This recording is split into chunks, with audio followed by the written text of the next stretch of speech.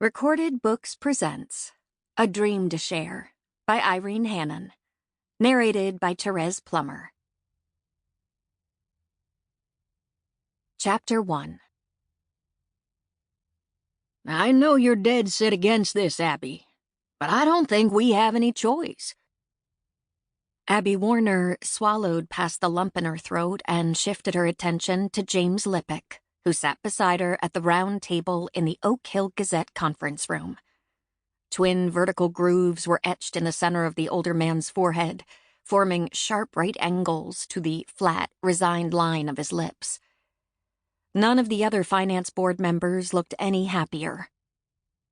Harold Walsh's ruddy face was pinker than usual, his shock of unruly white hair falling into even greater disarray as he jabbed his fingers through it. Vernon Luttrell stared down at the table, giving Abby a view of the top of his head, where bristly gray hair spiked to attention on either side of a shiny bald runway.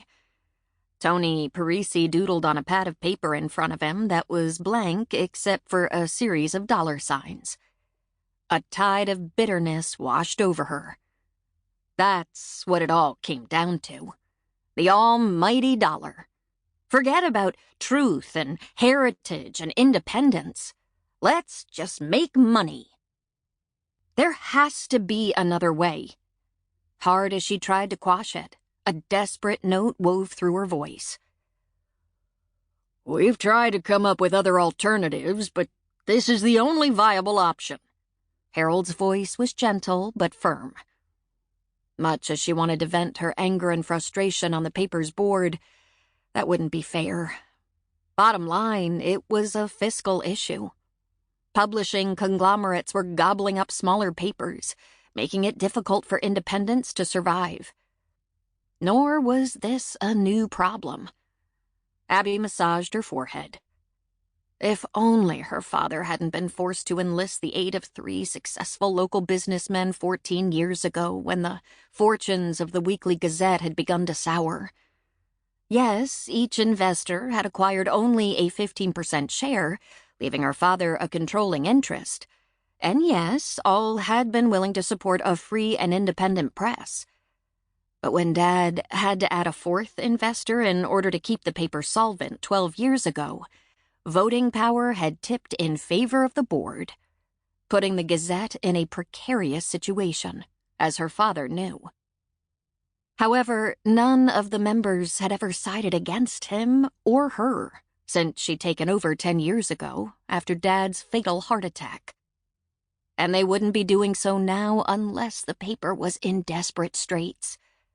They were all good men who wanted to do the right thing, but their backs were against the wall.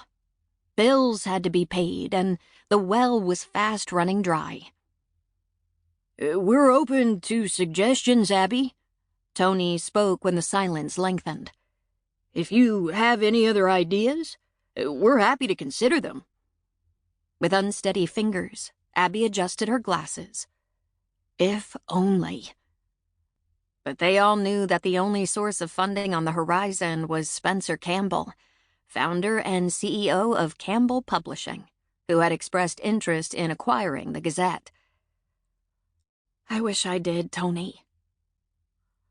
At the rate we're going, I doubt we can sustain operations for more than 6 months. Vernon perused the financial report in front of him.